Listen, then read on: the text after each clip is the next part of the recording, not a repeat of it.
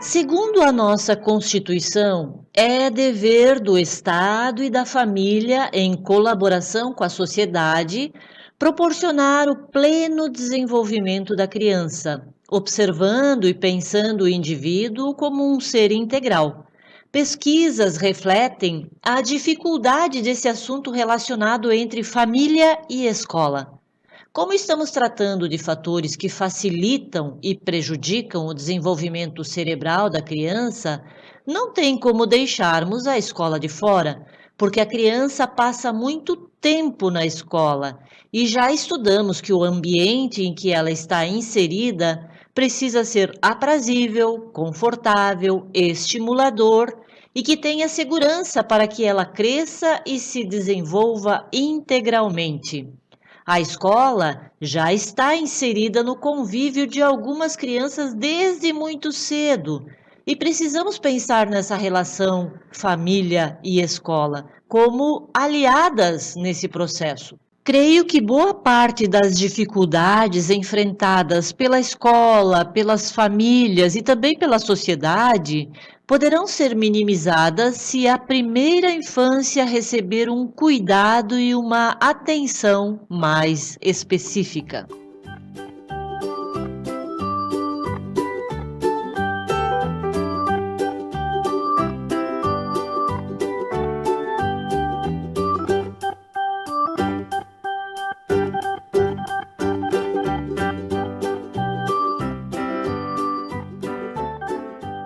Falar dessa relação família-escola pode ser polêmico para muitos professores, pois nem sempre nós conseguimos manter uma boa relação e, como normalmente nós ouvimos, lidar com pessoas não é fácil.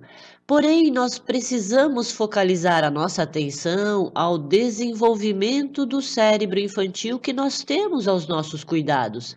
Ele é dependente do adulto para se desenvolver de forma saudável e integral.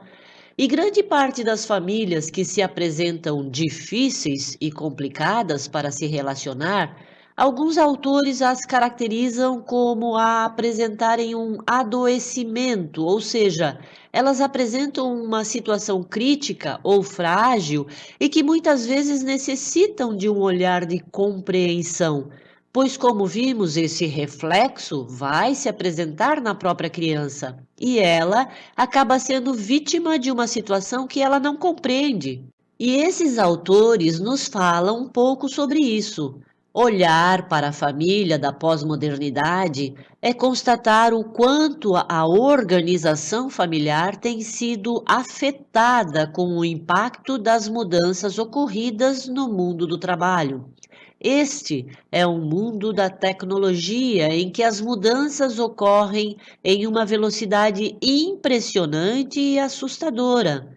A família tem sofrido o impacto das exigências e pressões advindas da luta pela sobrevivência. A busca pelo equilíbrio entre vida pessoal, familiar e profissional passou a ser um grande desafio de amplas dimensões para todos nós. Pouco tempo sobrou para o desempenho das funções familiares, e, como consequência disso, as estruturas das famílias estão frágeis, os relacionamentos passaram a ser superficiais e o adoecimento físico, emocional e mental tornou-se a linguagem que se apresenta para falar do sofrimento familiar.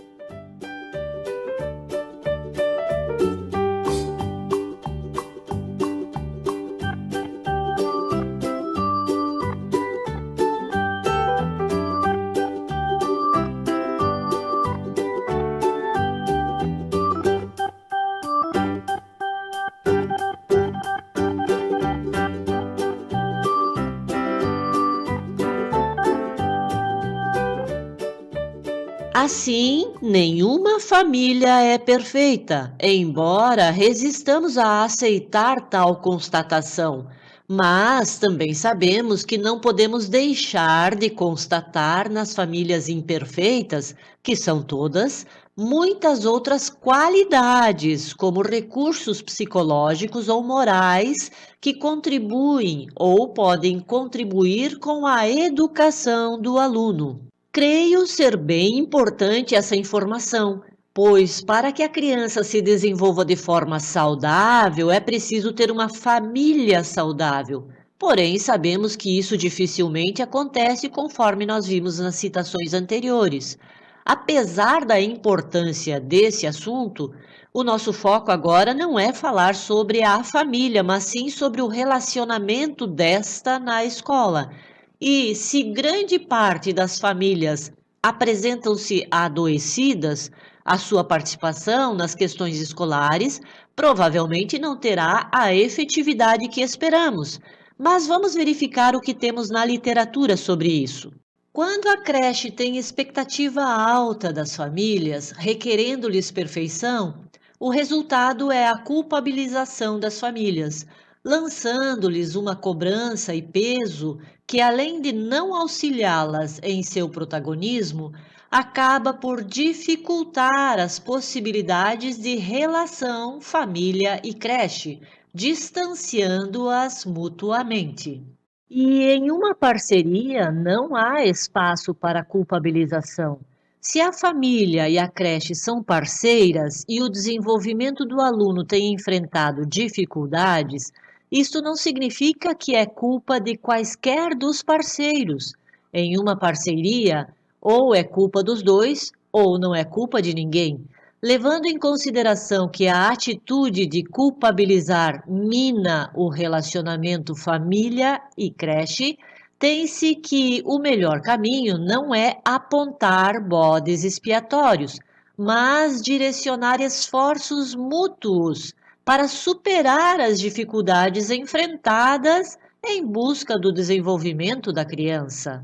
E Landim nos enfatiza que se a família não exerce esse protagonismo, não é certo que a criança sofra ou seja prejudicada. E esses autores, em suas pesquisas, ainda contribuem. Parece haver, por um lado, uma incapacidade de compreensão por parte dos pais daquilo que é transmitido na escola, e, por outro, há uma falta de habilidade dos professores para promoverem essa comunicação.